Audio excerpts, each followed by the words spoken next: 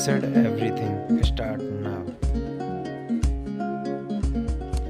आज हम अनबॉक्स करेंगे iPhone XX Max 256GB।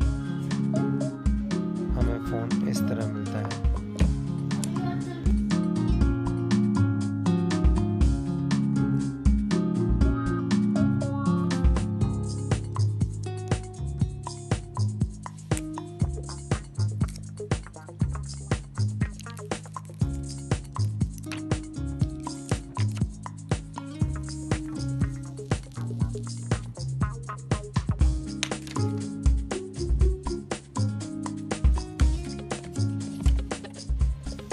एक हमें चार्जर मिलता है,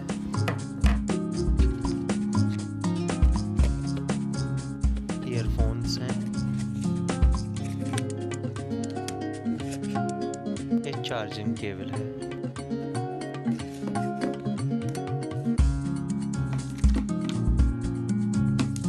ये है हमारा ओवरऑल पैकेज जो हमें बॉक्स के अंदर मिलता है।